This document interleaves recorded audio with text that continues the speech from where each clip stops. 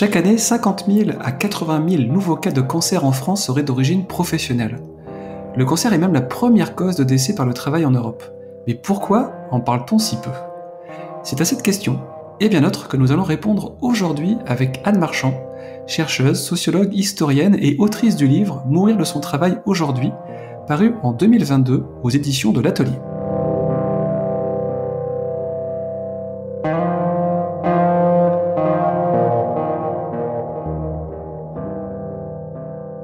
Bonjour Anne. Bonjour Denis.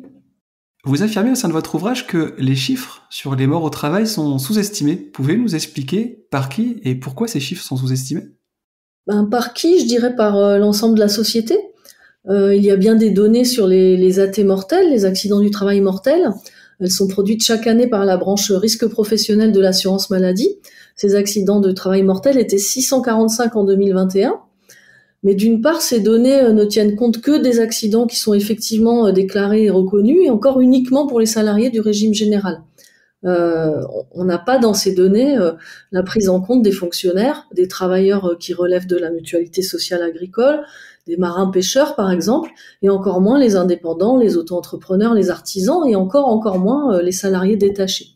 Alors je peux renvoyer sur cette question vers l'ouvrage de la chercheuse Véronique Daubat-Le Tourneux, qui a écrit un livre « Accidents du travail, des morts et des blessés invisibles » chez Bayard Éditions, et un autre ouvrage de Philippe Saunier qui a été publié chez Sileps, qui sort ce mois-ci de février, et qui propose le vécu et les analyses d'un ouvrier syndicaliste, pour reprendre son titre, et qui analyse tous les deux à des places différentes et situées différemment cette question de la sous-estimation des accidents du travail, et notamment mortels aussi. Et d'autre part, ces données, elles ne disent rien des morts du travail par maladie, par usure, par intoxication lente, parfois par suicide. Et en gros, la connaissance que l'on a du nombre de morts par le travail reste donc très lacunaire.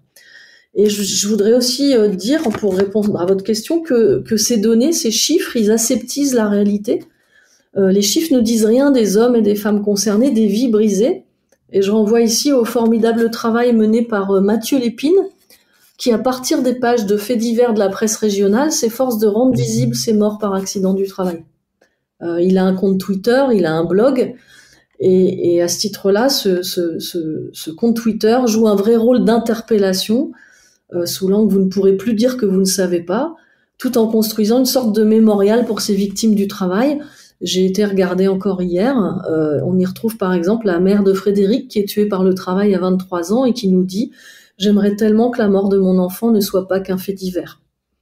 Et au final, oui, c'est sous-estimé, ça ne fait pas scandale, comme si cela faisait partie des risques du métier, qu'il n'y avait rien à en faire ni à en dire. Et l'expression risque du métier est redoutable parce qu'elle installe la fatalité, elle empêche de réfléchir, de penser, d'imaginer d'autres organisations et conditions de travail qui ne soient pas mortelles ni pathogènes. Et si ces chiffres sont sous-estimés, si on a du mal à connaître le nombre de morts au travail, s'il y a une sorte de flou et de voile autour de ce sujet, est-ce que vous êtes capable d'avoir une vision sur la réalité du nombre de morts au travail et sur une compréhension peut-être des causes communes de ces morts, s'il y en a eu ? Mais comme vous le dites, en l'état, il reste impossible de connaître le nombre de morts exacts par le travail, d'autant plus que toutes ces morts ne surviennent pas à l'endroit du travail, quand l'effet du travail est différé, justement. Et on est ici dans ce qu'on appelle en sociologie le domaine de la construction de l'ignorance, c'est-à-dire que les outils n'ont pas été construits pour permettre de savoir. Et sur les causes de ces décès, elles sont très diverses. Mais on peut les renvoyer à l'organisation du travail, au rythme imposé, aux cadences, aux horaires atypiques, et on peut les renvoyer aussi au cadre d'emploi, notamment au recours généralisé à la sous-traitance, à l'intérim, qui contribue fortement à l'insécurité des salariés concernés. On estime que la précarité est un facteur de risque très élevé de santé et de mort au travail. Alors toutes les catégories sociales socio-professionnelles ne sont pas concernées à la même hauteur. Le tribut le plus lourd pèse sur les ouvriers et les employés. Pour en revenir à une comptabilité empirique qu'a mis en place Mathieu Lépine en 2022, Sur les 339 personnes décédées d'un travail qu'il a recensé, ce qui n'est qu'une partie des décédés de 2022, on voit qu'il s'agit d'une forte proportion d'ouvriers artisans du BTP, et puis ensuite des chauffeurs-livreurs, des agriculteurs et ouvriers agricoles, des ouvriers de l'industrie, des bûcherons, des marins-pêcheurs, et enfin des pompiers et des militaires. Et si on a souvent tendance à associer mort au travail avec des accidents violents sur des chantiers ou dans des usines, vous montrez dans votre ouvrage, avec le cas des cancers, que la mort par le travail n'est pas toujours brutale et qu'elle est même très souvent silencieuse, le cancer étant la première cause de décès par le travail en Europe. Comment se fait-il que cette réalité soit si peu connue ou ignorée ? Alors on ne parle déjà pas assez des morts liées aux accidents du travail, et c'est bien pire encore pour les décès qui résultent non pas d'un événement soudain et brutal, mais de cette contamination lente par des substances toxiques et cancérogènes. En gros, on tend à ignorer que le travail peut être un facteur cancérogène, et vous l'avez dit, c'est pourtant, selon une étude de l'Organisation européenne pour la santé au travail, la première cause de décès par le travail. Alors pour répondre à votre question, comment se fait-il que cette réalité soit si peu connue ? Je vous propose d'abord 2 chiffres rapidement. Le premier, 1633 cas de cancer ont été reconnus en maladie professionnelle en 2021. La très grande majorité en lien avec l'amiante. Très très grande majorité, on est à 1282 sur 1633. Et le second chiffre, vous le rappeliez en ouverture de cet échange, c'est un rapport remis au Parlement et au gouvernement en juin 2021 dans le cadre des débats sur le financement de la sécurité sociale, qui évalue de 52 000 à 82 000 environ, à quelques centaines près, le nombre de cancers qui seraient chaque année d'origine professionnelle. Donc vous mesurez là l'écart vertigineux entre ces deux données, le nombre de cancers du travail et celui des cancers effectivement reconnus en maladie professionnelle. Et si les cancers liés au travail ne sont pas connus, c'est pour plusieurs raisons. Ces données sont une partie de l'explication. Mais sinon, déjà, très peu de personnes atteintes d'un cancer imaginent que leur maladie peut avoir un lien avec leur travail. Médicalement, biologiquement, rien ne distingue le plus souvent un cancer d'un cancer du travail. Et puis, il faut aussi dire que les campagnes de prévention contre le cancer, qui ont souvent un slogan, ne plus fumer, ne plus boire d'alcool, bouger plus, manger mieux, mettent la focale sur les comportements dits individuels. Et le cancer est pourtant une maladie multifactorielle, et donc on sait que les différents facteurs agissent en synergie. Par ailleurs, c'est sans doute important de le rappeler, les risques cancérogènes sont des risques à effet différé, c'est-à-dire qu'ils ne se manifestent qu'après un très long temps de latence, des dizaines d'années, plus de 40 années parfois, après avoir été exposés à des cancérogènes. Or, le plus souvent, les salariés n'ont pas eu connaissance de la nature cancérogène des substances avec lesquelles ils étaient en contact. Beaucoup de ces toxiques, alors c'est intéressant de voir que l'Office du travail, l'ancêtre du ministère du Travail, les appelait des poisons au début du XXe siècle, sont invisibles, inodores, imperceptibles. Or, vous pouvez le vérifier dans la vie quotidienne, on se méfie de ce qui fait piquer le nez, tourner la tête, mais pas de quelque chose que l'on ne sent pas ou qui se présente sous forme de poussière qui ne nous gêne pas. Si on prend le cas sans doute le plus emblématique de la radioactivité, sans appareil de mesure, sans dosimètre, l'exposition est totalement imperceptible. On ne peut pas savoir qu'on est soumis à de la radioactivité. Alors, d'autres raisons de cette ignorance, c'est aussi qu'on a pu se sentir protégé par le port d'équipements de protection, et on sait qu'ils ne sont pas toujours efficients. Je ne sais pas si vous avez entendu parler d'un récent scandale sur les masques des désamianteurs ou sur les études sur la faible efficacité des équipements de protection face aux pesticides. Et parfois, ces équipements sont surtout là pour protéger la production, éviter les poussières sur ce qu'on fabrique, par exemple, plus que pour protéger les salariés eux-mêmes. Et plus généralement, je dirais, c'est vraiment difficile, enfin je l'ai constaté dans mon enquête, c'est vraiment difficile pour de nombreux salariés d'imaginer que des substances cancérogènes, mortelles, soient présentes dans le processus de travail en toute légalité.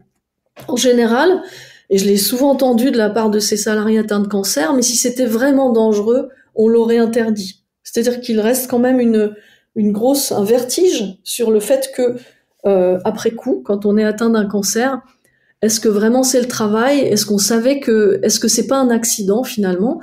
Et ce n'est pas un accident puisque ce sont des substances qui sont présentes légalement dans le procédé de travail. Et donc on peut, pour en revenir à votre question, parce que je suis un peu longue, on peut donc comprendre qu'une grande partie de ces salariés ou anciens salariés atteints d'un cancer ne vont pas donc déclarer leur maladie en maladie professionnelle. Et même lorsqu'ils sont informés de cette possibilité, de leur légitimité à le faire, leur première urgence pour beaucoup, c'est le combat contre la maladie et pas pour accéder à ce droit-là. Pour certains, la perspective d'une indemnisation est même choquante. Elle ne leur rendra pas leur santé, disent-ils. D'autres encore ont peur de trop coûter à la Sécu, de creuser le trou, comme ils disent. Ils connaissent le prix de leur chimiothérapie en milliers d'euros et ne veulent pas en demander plus parce qu'ils ne savent pas que cette indemnisation maladie professionnelle est prise en charge financièrement par une branche qui est dédiée à ça, la branche accident du travail maladie professionnelle, qui n'est financée que par les employeurs. Et dernier obstacle, et je m'arrêterai là après, quand ils sont déterminés à vouloir déclarer leur cancer en maladie professionnelle, les salariés ou anciens salariés malades peuvent se heurter à un autre obstacle, le refus de la part de leur médecin de leur établir un certificat médical initial en maladie professionnelle. Et pour toute une série de raisons, là encore, très peu satisfont à cette obligation. En général, ils sont très peu formés sur les liens santé-travail et sur ce volet très spécifique du droit de la sécurité sociale. Ils se centrent sur le soin et puis ensuite ils veulent éviter d'être confrontés, comme plusieurs de leurs collègues l'ont été, à des convocations devant le Conseil de l'ordre à la demande d'employeurs qui ont des pratiques plutôt intimidantes à leur égard. Et sans certificat, il est impossible de recourir au droit. C'est ce qui explique aussi que très peu de maladies en général, mais de cancers en particulier, soient déclarées en maladie professionnelle. Et vous avez évoqué le fait que les origines, ou ce qui crée, on va dire, ce qui est la cause des cancers est souvent invisible ou indolore. Et comment peut-on alors faire le lien entre un cancer et ses origines professionnelles? Et ce, d'autant plus, comme vous l'avez dit, que la maladie met parfois 20-25 ans à se déclarer, ou alors qu'elle se déclare lorsque la personne est à la retraite?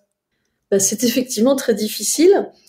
Et c'est pourtant nécessaire de parvenir à prouver ses activités exposantes lorsqu'on veut voir son cancer reconnu en maladie professionnelle. Et il n'existe pas de traçabilité institutionnelle, comme on dit, c'est reconnu par les pouvoirs publics. On n'a pas mis en œuvre de dispositifs qui permettent d'archiver ces conditions d'exposition au cancérogène. Donc la charge de cette preuve, ou plutôt de ces preuves, repose sur la victime du travail elle-même. Et à cette victime, il va lui falloir prouver non seulement sa maladie, son travail, ou plutôt ses activités réelles de travail, pas forcément ce qui est écrit sur la fiche de poste, mais ce qu'on a réellement fait, dans quelles conditions on l'a fait, et parfois ses expositions. Alors là, on est face à de vraies inégalités entre victimes du travail dans leur possibilité d'accéder au droit de la reconnaissance en maladie professionnelle, parce que c'est une inégalité dans la possibilité de faire preuve entre, par exemple, des salariés qui ont connu des carrières stables dans des grosses entreprises où des syndicats étaient présents, des comités d'hygiène, de santé et de sécurité au travail qui ont fabriqué des traces, où on peut retrouver des témoignages d'anciens collègues aussi, et puis avec d'autres qui ont des carrières beaucoup plus morcelées. Dans mon enquête, j'ai pu rencontrer des gens qui avaient pu connaître jusqu'à 40 employeurs, avec des périodes d'emploi, des durées d'emploi qui étaient de 1 à 1 mois, le plus important étant 1 an, qui ont travaillé dans des petites, voire très petites entreprises, dont certaines et beaucoup ont fermé. Et ces preuves-là seront inaccessibles. Et c'est pire encore quand on a travaillé en sous-traitance ou en intérim, où l'employeur est distinct du lieu où on a travaillé et où souvent on travaille justement sur plusieurs sites. On a des carrières morcelées en termes de présence sur site.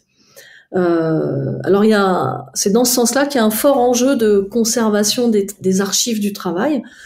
Certains syndicats y prêtent une grande attention, la plupart non. Et rien dans les archives publiques n'est réellement adapté pour suppléer cette absence de traçabilité.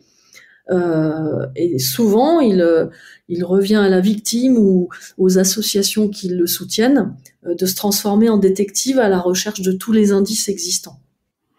Et qu'est-ce que les employeurs ou les employés doivent faire ou peuvent faire pour prévenir et limiter les risques de cancer sur le lieu du travail? Alors les employeurs peuvent faire beaucoup de choses et ça fait partie de leurs obligations légales, hein. Une obligation en matière de sécurité et de santé de leurs salariés qui est inscrite dans le Code du travail. Le scandale de l'amiante est à l'origine d'une réglementation prometteuse et il faudrait normalement et en premier lieu éviter toute substance dangereuse. C'est le premier principe de prévention qu'on appelle la substitution. Et au bas de l'échelle des principes de prévention, on retrouve les équipements de protection individuelle qui sont normalement un pis-aller et qui sont en général ce qui est le plus souvent mis en avant par les employeurs. Je ne parle pas des employeurs qui ne respectent même pas ce principe de prévention. Et entre ces deux principes, le plus élevé et le plus bas, l'employeur doit informer les salariés, mettre en place des équipements de protection collective, c'est-à-dire des systèmes d'aspiration, de ventilation. Ils doivent veiller à réduire au maximum les expositions, construire une organisation du travail qui limite les temps d'exposition. Et plusieurs études, et notamment du ministère du Travail, montrent que ces mesures ne sont pas toutes mises en place. Dans mon enquête, j'évoque le cas, c'est un cas qui m'a profondément troublée, hein, d'un jeune travailleur en fonderie dans une multinationale, pas une petite entreprise, qui est décédé à 35 ans d'un cancer fulgurant. Il était délégué CHSCT, hein, donc ces comités d'hygiène, de sécurité des conditions de travail qui n'existent plus aujourd'hui. Et dans les rapports, dans ces PV de CHSCT, on le voit qu'il prend la parole souvent et qu'il réclame avec ses collègues, et depuis des années, des aspirations collectives pour limiter le taux d'empoussièrement auquel ils étaient confrontés. Mais c'est marqué noir sur blanc. L'employeur répond en évoquant la nécessité, je le cite, de cadencer les investissements. Et il a reporté donc d'année en année cette dépense sur un système d'aspiration fiable. Et alors on voit que dans un contexte concurrentiel ou de recherche de dividendes, la santé n'est pas toujours la priorité. Et il faut aussi rappeler là que en France aujourd'hui, 11% des salariés en moyenne sont exposés à des cancérogènes dans le cadre de leur travail. Et quand on regarde de plus près, c'est près d'un tiers d'ouvriers, un tiers d'employés, un tiers des ouvriers et un tiers des employés. Ce sont beaucoup de jeunes, des intérimaires, des sous-traitants. Et il y a vraiment, quand je parlais de la substitution, on va pouvoir parler de la nécessité qu'il y ait une industrie française, une richesse économique française.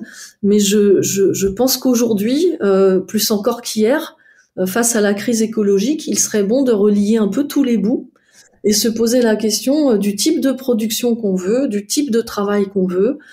Faut-il par exemple poursuivre la production de plastique quand on sait qu'il est ensuite impossible d'en débarrasser l'environnement ? Produire du plastique, c'est à la fois soumettre des salariés à des expositions toxiques, mais aussi des consommateurs, parmi eux des enfants, c'est empoisonner la faune, la flore, nos cours d'eau, nos mers, etc. Et est-ce qu'il n'est pas temps aujourd'hui, au-delà du monde du travail et au-delà de ces réglementations qui sont particulières, comme le Code du travail, n'est-il pas temps aujourd'hui de remettre en débat public la production, les priorités, de relier les fils du dedans et du dehors de l'entreprise au nom de l'intérêt général et de la santé de toutes et tous? C'est une question que je me pose à la fin de cette enquête. Et vous expliquez aussi dans votre ouvrage que les deux phrases que vous entendez le plus souvent lorsque vous présentez le résultat de vos recherches sur l'origine professionnelle des cancers sont, je cite, « Mais les ouvriers savaient à quoi ils étaient exposés, ce n'était pas caché. » Et autre citation, « Ils ont accepté d'être exposés, ils ont privilégié le salaire et les primes. » Qu'est-ce que vous répondez à ces affirmations-là ? Alors déjà, je peux peut-être préciser que ces questions m'ont été posées dans le cadre de présentations universitaires, où effectivement j'avais en face de moi parfois une certaine perplexité, où des interlocuteurs me rappelaient que on sait depuis telle année que l'amiante est dangereuse, donc les ouvriers devaient le savoir, ou que effectivement ils ont pu rechercher des primes de pénibilité, de salissure, de danger, de hauteur, etc. Ces deux questions-là m'ont fait réfléchir beaucoup, et je dirais peut-être que D'une part, faut pas oublier que la personne qui va au travail, c'est parce qu'elle a besoin de travailler pour vivre, elle a besoin d'un salaire, et que au travail, elle est dans un contexte de subordination juridique, donc elle n'est pas en situation d'avoir le choix de ce qui est fait dans l'entreprise. Et je voudrais aussi rappeler, ça c'est la première chose qu'on oublie, on tend à penser que les personnes sont des personnes qui sont libres de faire ce qu'elles veulent quand elles veulent. En situation de travail, on n'est pas libre, on est subordonné juridiquement. On a très peu à voir avec les choix d'organisation du travail et surtout les choix de mode de fabrication. Ensuite, les ouvriers savaient à quoi ils étaient exposés, ce n'était pas caché. J'ai essayé de réfléchir aussi sur ce que voulait dire savoir, connaître. Et là, il y a aussi beaucoup de travaux qui ont montré que savoir, c'est toujours situé. Le savoir est toujours situé selon où on est, qui on est, au moment où on est, sur le lieu où l'on est. Et dans ma propre enquête, j'ai pu voir des personnes qui étaient très conscientes des dangers de l'amiante dès les années 70, des floqueurs d'amiante par exemple, et d'autres personnes qui n'ont pris conscience qu'ils n'étaient exposés à l'amiante qu'à la fin des années 2000 par exemple. Et le savoir, c'est jamais quelque chose qui se partage à tout le monde en même temps. Et par ailleurs, qu'est-ce que savoir? Nous tous, on a pu lire à droite, à gauche, ou en tout cas entendre que les téléphones portables pouvaient provoquer des cancers du cerveau. On est tous saisis et pris par de multiples facteurs dans l'utilisation de ces portables. Et ces cancers du cerveau étant à effet différé, c'est quelque chose dont on a du mal à percevoir le danger immédiat. Et on sait bien que cognitivement, on pense d'abord à l'immédiat plutôt qu'au différé. Et puis, ils ont accepté d'être exposés. Je reprends votre question. Ils ont privilégié le salaire et les primes. Je dirais aussi que c'est tout un système qui s'est mis en place pour monétariser la santé. On a proposé à des personnes qui avaient des travaux pénibles et des bas salaires de leur proposer des primes en plus, à condition qu'ils acceptent des conditions encore plus pénibles. Comment refuser des primes quand son salaire est très bas et quand le travail est dur? C'est aussi quelque chose qui est difficile. En tout cas, je trouve que ces questions-là inversent les positions de responsabilité des uns et des autres et laissent croire que finalement les salariés seraient responsables des expositions auxquelles ils ont été confrontés. Et selon le Conseil national de l'ordre des médecins, il y a en 2022 21% de médecins du travail en moins par rapport à 2010. C'est-à-dire que la médecine du travail ne semble pas être dans les meilleures conditions pour participer à la prévention des cancers au travail. Donc que peut-elle réellement faire et quel peut être vraiment son rôle dans cette prévention-là? Alors c'est vrai que le nombre de médecins du travail est indiscutablement un vrai problème. Il faut savoir que c'est une discipline qui est peu valorisée, qui est marginalisée dans les études de médecine. C'est en général la dernière orientation qu'on choisit au classement. Et j'en profite pour dire que l'idée de faire appel à des médecins de ville pour suppléer cette pénurie n'est pas la meilleure des bonnes idées. Déjà, ils n'ont justement pas les mêmes compétences, ils n'ont qu'une faible connaissance sur le monde du travail, ils sont eux-mêmes en sous-effectif. Je ne reviendrai pas sur la question des déserts médicaux. Et les médecins du travail plus généralement, je l'ai vérifié avec beaucoup d'entre eux, en les questionnant, en les interrogeant, ils ont aussi un manque de formation et donc de connaissances sur les expositions cancérogènes. Ils peuvent informer les salariés sur leurs expositions, mais ils ont aussi un problème de temps et de formation connaissance. Ils pourraient intervenir en prévention, mais il faut quand même savoir qu'ils ne sont que des conseillers, c'est l'employeur qui là encore est décisionnaire. Les médecins du travail sont eux aussi des salariés, juridiquement subordonnés. Et puis si j'en crois les nombreux travaux qui existent sur la médecine du travail, les services de santé au travail sont aussi saisis par des objectifs financiers.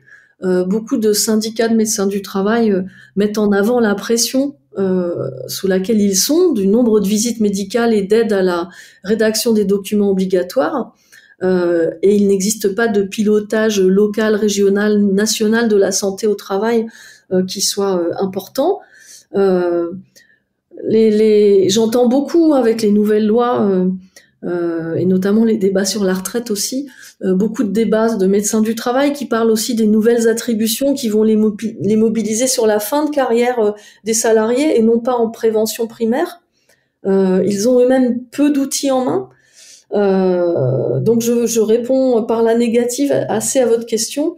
Il faudrait redonner plus de poids et de force et de moyens à la médecine du travail, mais surtout sous un angle de prévention pour qu'il puisse agir véritablement.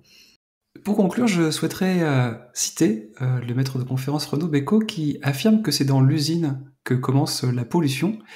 Est-ce que cela signifie que les luttes contre les cancers d'origine professionnelle et les luttes pour l'environnement sont toutes les deux liées ? Elles sont très liées, c'est ce que je disais un petit peu tout à l'heure sur l'histoire de revoir tous les fils ensemble. On a trop tendance à penser peut-être que ce qui se passe dans les murs de l'entreprise reste à l'intérieur de l'enceinte des entreprises. Or, on sait que les substances toxiques sortent aussi par les cheminées, par les eaux, etc., etc. Elles débordent. On parle de débordement industriel. On le voit dans plusieurs cas. Hein. Le cas de Lubrizol récemment. Là, je vous parle d'une catastrophe industrielle, mais je pourrais vous parler d'une histoire plus ancienne qui fait écho à des histoires contemporaines. Avec d'autres collègues, on a travaillé longtemps sur une exposition environnementale à l'amiante dans une ville de Seine-Saint-Denis, à Aulnay-sous-Bois, autour d'une ancienne usine de broyage d'amiante, où là, des associations ont pu identifier jusqu'à 300 personnes riveraines pour leur majorité, qui ont été malades de l'amiante, qui sortaient de cette usine un petit peu par tous les bouts. On retrouvait des poussières d'amiante partout, et là, une grande partie de ces personnes ont été contaminées par l'amiante alors qu'elles étaient élèves dans les écoles proches de cette usine. C'est un cas sur lequel j'ai beaucoup travaillé, donc j'en parle ici, mais on peut retrouver ce phénomène aux alentours de nombreuses industries et usines. Il faut bien penser que la séparation juridique qu'on a fait entre la santé au travail et la santé publique, c'est une construction historique, juridique, mais qui ne correspond pas à la réalité. Il y a bien sûr des liens très forts entre ce qui se passe à l'intérieur et à l'extérieur des entreprises. Et un chercheur qui s'appelait Henri Pézra disait que les travailleurs étaient les sentinelles de la santé environnementale, et il invitait à se préoccuper davantage des expositions auxquelles les travailleurs étaient confrontés, en disant que c'était là qu'on trouvait en condensé finalement les expositions qu'on pourrait retrouver ensuite dans l'environnement. Et c'est pour ça que ça semble nécessaire vraiment de décloisonner finalement la santé au travail et d'en faire un objet de débat public, puisque cela concerne tout le monde, des enfants jusqu'aux vieillards, les questions des toxiques utilisés dans le monde du travail. Merci Anne. Merci à vous Denis.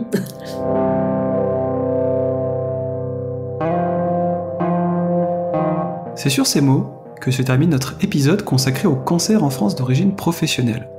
Je vous invite à lire l'excellent ouvrage d'Anne Marchand intitulé « Mourir de son travail aujourd'hui », enquête sur les cancers professionnels paru aux éditions de l'Atelier.